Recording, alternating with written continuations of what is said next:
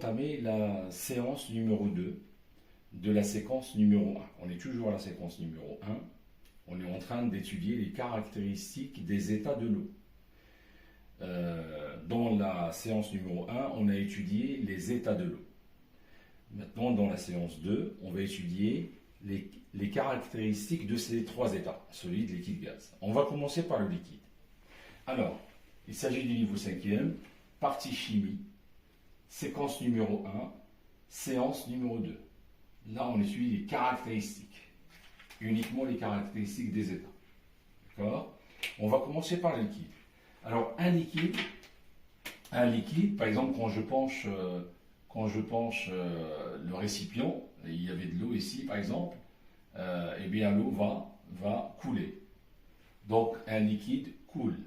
D'accord? Un liquide, il coule. Voilà une des caractéristiques d'un liquide. Il coule. Deuxième caractéristique, il va prendre la forme du récipient qu'il contient. Si par exemple je mets l'eau dans un récipient de cette forme-là, ça s'appelle un Erlenmeyer, eh bien l'eau à l'intérieur, elle épouse vraiment la forme du récipient. Elle épouse toute cette forme-là, d'accord? Elle épouse vraiment la forme de l'Erlenmeyer. C'est-à-dire que si j'enlève de ma tête le rouge, l'Erlenmeyer, eh bien l'eau a déjà pris sa forme. Donc, l'eau ici, elle aura la forme d'un Erlenmeyer. Si je mets la même eau, je verse cette même eau dans un tube à essai. Ça, c'est un tube à essai. Eh bien, je constate que l'eau épouse la forme du tube à essai sur les parois et à l'intérieur. Donc, si j'enlève le rouge, le bleu, vous voyez, par exemple, j'enlève le rouge. Si j'enlève le rouge, eh bien, l'eau a bien épousé. Elle a la forme d'un tube à essai. Là, c'est pareil. Si j'enlève le rouge, j'enlève l'Erlenmeyer, eh bien, l'eau a déjà pris la forme de l'Erlenmeyer. Là, c'est pareil. Si je mets de l'eau, cette même eau dans un bécher, eh bien, l'eau va épouser la forme du bécher. C'est-à-dire, elle va prendre toutes les formes, elle va occuper tout le volume, de telle sorte que si j'enlève le récipient qui contient l'eau, le rouge, si je l'enlève, eh bien, j'ai bien une forme du bécher, une forme du tube à essai, une forme de... Donc l'eau n'a pas une propre forme à lui ou à elle, d'accord? L'eau prend la forme du récipient qui le contient. C'est bien ce que j'ai marqué ici.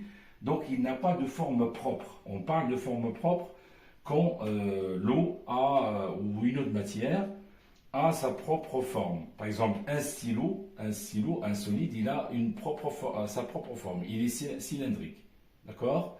Je prends un cube, il est cubique. Je prends un rectangle, il a la forme rectangulaire.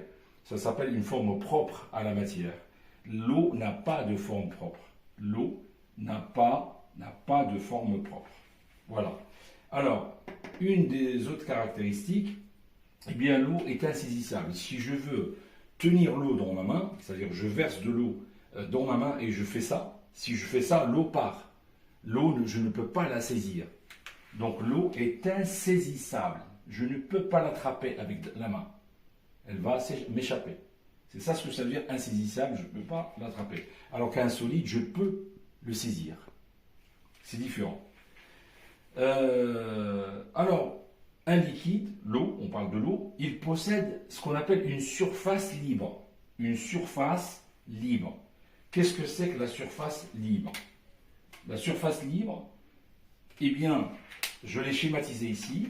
Quand je mets l'eau dans un bécher qui est posé sur le sol, hein, ça c'est le sol, hein, ça c'est le sol, ou la table, sol. Alors, quand je pose l'eau dans un bécher comme ça, eh bien, je me rends compte que cette surface-là, la surface libre, en fait, elle est au contact de l'air. Là, il y a de l'air et là, il y a de l'eau. Donc, la surface qui est au contact de l'air, ça s'appelle la surface libre. Et je me rends compte que cette surface-là, elle est parallèle au sol. Et tout ce qui est parallèle au sol, il est horizontal. D'accord? Tout ce qui est parallèle au sol, il est horizontal. Si je m'amuse à prendre ce bécher et je l'incline comme ça, alors je l'incline vers la droite.